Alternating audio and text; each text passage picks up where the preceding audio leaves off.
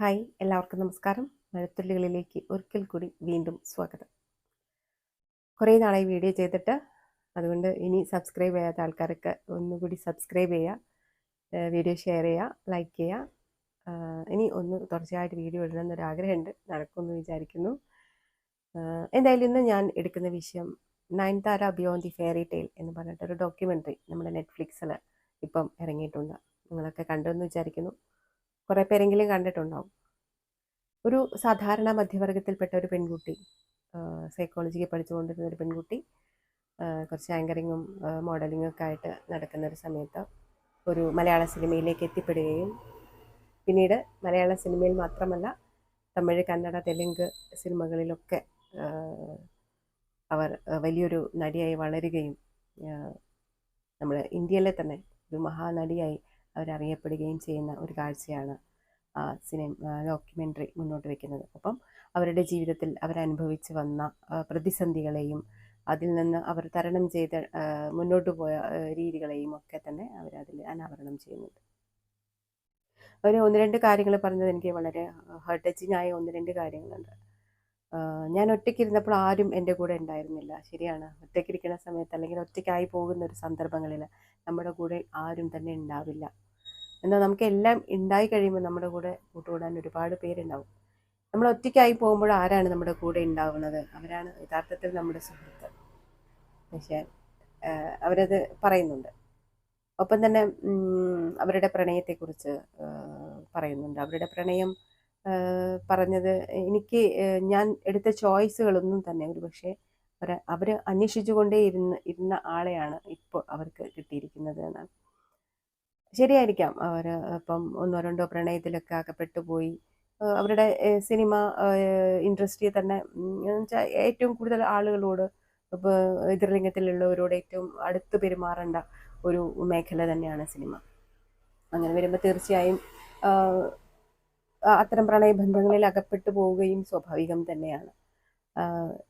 എന്നാലും അവർ അകപ്പെട്ടിരുന്ന ആ ബന്ധങ്ങളൊന്നും തന്നെ ശാശ്വതമായിരുന്നില്ല, അല്ലെങ്കിൽ അവർ തേടിക്കൊണ്ടിരുന്ന ഒരു സ്നേഹമായിരുന്നില്ല എന്ന് അവരതിൽ വ്യക്തമാക്കുന്നുണ്ട്. എന്നാലിപ്പം വിക്കിയുമായിട്ടുള്ള അവരുടെ ബന്ധത്തെക്കുറിച്ചും അവർ തേടിക്കൊണ്ടിരുന്ന ഒരു സ്നേഹം അവർക്ക് ലഭിച്ചു എന്നാണ് പറയുന്നത്. യഥാർത്ഥത്തിൽ നമ്മൾ ചിലപ്പോഴൊക്കെ എല്ലാ സ്ത്രീകളും അങ്ങനെ തന്നെ, എത്ര ഉന്നതിയിലുള്ള സ്ത്രീകളായാലും ശരി, ഒരു സ്നേഹത്തിന് വേണ്ടി അലയുന്നൊരു മനസ്സ് ഞാൻ പലപ്പോഴും കണ്ടിട്ടുണ്ട്. അത് പക്ഷേ അവരെ കൊണ്ടുചെന്ന് എത്തിക്കുന്നത് പലപ്പോഴും ചതിക്കുഴികളിലായിരിക്കും. പിന്നെ അതിൽ നിന്ന് കരകയറി വരാൻ വളരെയധികം പ്രയാസമുണ്ടാവും. അതിന് വലിപ്പ ചെറുപ്പങ്ങളൊന്നുമില്ല. ഒരു സ്ത്രീ എപ്പോഴും സ്നേഹത്തിൻ്റെ പുറകെയാണ്, പുരുഷൻ നേരെ തിരിച്ചാണ്. അത് പറയുന്നുണ്ടല്ലോ, സൈക്കോളജിയിൽ നിന്ന് അങ്ങനെ പറയുന്നത്. സ്ത്രീയുടെ സ്നേഹം എപ്പോഴും പറയുന്നത് സ്നേഹിച്ചതിന് ശേഷമാണ് സെക്സിലേക്ക് എത്തുന്നത്. പുരുഷൻ അങ്ങനെയല്ല, സെക്സിലൂടെയാണ് സ്നേഹത്തിലേക്ക് എത്തുന്നതെന്ന് സൈക്കോളജി തന്നെ പറയുന്നുണ്ട്. അപ്പോൾ എന്തായാലും നയൻതാര ഇപ്പോൾ അവരുടെ ഒരുപാട് പ്രതിസന്ധി ഘട്ടങ്ങളിലൂടെ കടന്നുപോയി. അവർ സിനിമ തന്നെ ഉപേക്ഷിക്കുകയും ഒക്കെ ചെയ്തു.